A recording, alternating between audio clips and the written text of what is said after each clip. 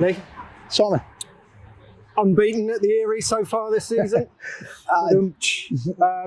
Was there some pressure on your side to perform today in front of an expectant crowd here? Your side certainly delivered if there was that pressure. I don't know, because I got here late, so all that pressure was gone. Alfie had a game, so I got here late, and they're not going to let me forget that for a while. But was there pressure?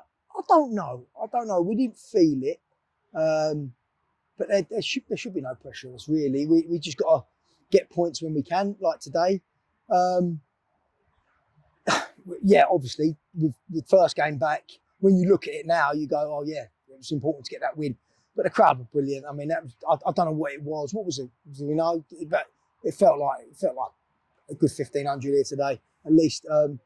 But yeah, I'm glad we didn't just win the game. I thought we put on a good performance as well. So, real good day, but like any of these wins, you forget about it quickly because it's about Tuesday and it's a quick turnaround. So you stopped enjoying it already? Yeah. I'm worried about Tuesday already.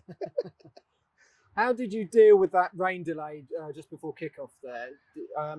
I noticed that you kept the boys out just before kickoff, whereas Redditch went back into the changing room. Was that a conscious decision? Well, I don't think there's a right or wrong. I just felt going back in again after being in and out all the time, it just probably wasn't right for us. So we took longer to come out in the first place. Difficult, but same with both teams. It wasn't ideal. But I don't often give refs credit, and far be it from. I know it's unbelievable, yeah, but he managed it right. Some refs might have called it there and then the lightning, but he did the right thing. He waited half hour, and obviously, look, you see, it didn't. Weather-wise, it was brilliant after that. Thankfully, because we're on the right side of the result, he allowed the game on, and it'd have been a sickener, really. With what big crowd here. Obviously, Leon, his first time he's come back home and played after, what everyone knows. So there was a lot on today when you think about it. But look, it's quickly forgotten. It's all about Tuesday now. You touched on it there. That was a special goal for Leon, wasn't it? The supporters have certainly shown their love for him, singing his name throughout, and also raising quite a lot of money for him and his family. Yeah, brilliant. I don't know what they collected today, but I know that there's quite a few quid to come for him and GoFundMe. But with today, look, Blakey squared it to him. Blakey could have shot. Blakey could have been greedy with it, but they're a good partnership, the two of them, and they're really growing into each other. It's difficult because we have players come into it, and they've got to try and break them two in some ways, or wait for an opportunity. We've had one leave this week because he's just a good player, but he's just they've scored 10 goals between them now.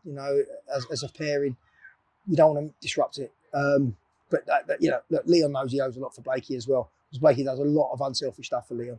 And then look, Leon's a goal scorer, so he's probably the top scorer in the league at the minute, and he deserves to be. Plus his attitude to come back after what he's had, and his family was here today. Obviously, I was proud of him the other day. I'm even prouder of the kid. He's phenomenal. And finally, another game, like you said, on Tuesday against Leiston. It's important we start to make this place a bit of a fortress, a proper home ground now. Yeah. Now we've got it back. Yeah, look, Redditch are a really good side, Obviously, I watched the last two games they played. Of course, you're worried because they look really good. They've got a great manager, Tim. Obviously, I've good chat with him before, and he done his A licence from Mark.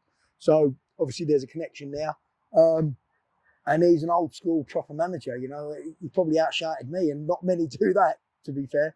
But yeah, no, I mean, look, for us, that's a good scalp, if you like, because they're a well-established step three side coming here, and they play on a 3G pitch.